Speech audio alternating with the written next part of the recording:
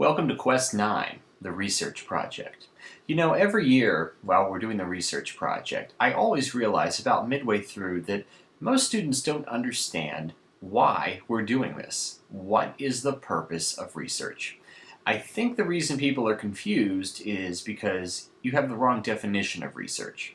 Let me go through what I mean.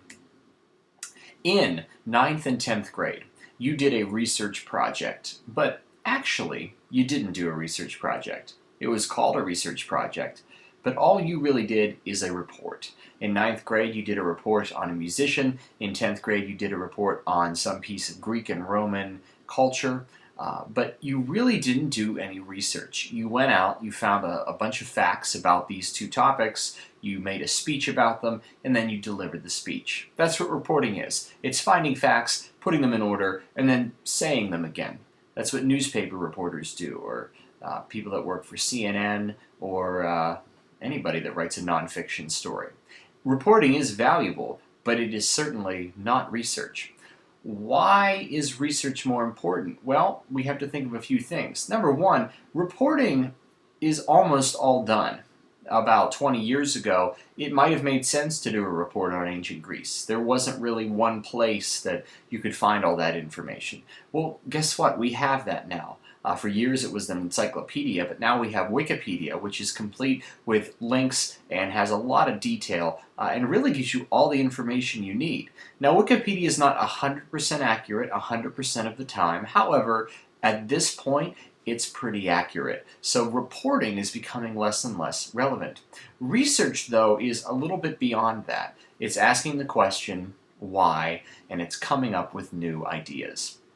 So what is research? Officially, research is basically finding evidence to back up your point. That's it. Now, you'll notice this requires you to actually have a point.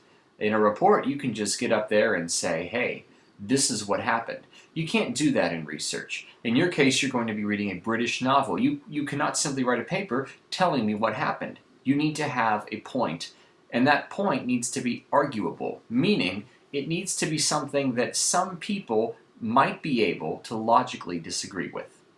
So that's what you're doing in research. Now, how are you going to back this up? Well, you're going to find articles and you're going to find experts to affirm what you already think. And if you're doing research well, you're also going to find people you disagree with.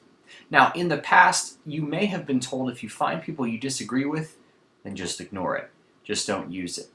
That's really not the best way to do it. What you want to do is include all of this information, include the people that agree with you, and include some counter-arguments. Who disagrees with you? And in addition to including these disagreeers, tell us as the reader why those people are wrong. That'll make your argument even stronger. If you can fight back against people that disagree with you, your argument becomes much more valid. So here are your two options for the project. Some people enjoy the first one. They read the book, they come up with a grand idea, they conduct the research, and they find people that agree with them, and maybe one or two that don't. Now, if you're really smart, you can get away with this. If you have read a book before, or maybe you already know a little bit about the background, you can do this. However, when you think about it, that doesn't make sense. If you're coming up with a thesis before doing any research, you're just sort of making something up off the top of your head. You have no idea what's out there. You haven't read any of the other ideas. You haven't read any of the other suggestions. Here's what I suggest is choice 2. Do the research. Find out as much as you can, and then write the thesis. Then come up with the idea. Find an article that you like and borrow something from that, and then borrow something from another article, and put them together to make them your own. Certainly you're not plagiarizing, but it's okay to get ideas from other people. A third option, of course, is to do both. Before you start to research, jot down some ideas. What might you want to write about? And then, when your research is complete, go back to that original idea. Is it still what you want to do, or have you found out something new? So what are some ideas you could work with in this project? Well, here are a couple. Number one is theme. You're reading a British novel. Perhaps you want to write a paper in which you give us what you feel the theme is and you explain why. Perhaps you want to explain how the author uses certain literature devices. Maybe they use a lot of symbolism, maybe the characterization is unique, maybe there's a lot of metaphors, maybe there is a lot of wordplay and similes. You could look for the author's purpose. What does the author want us, the reader, to get out of this? Is the author have an agenda that they're pushing, or is it simply a fiction story? Finally, you could write about how the novel is an extension of what was going on in the time period.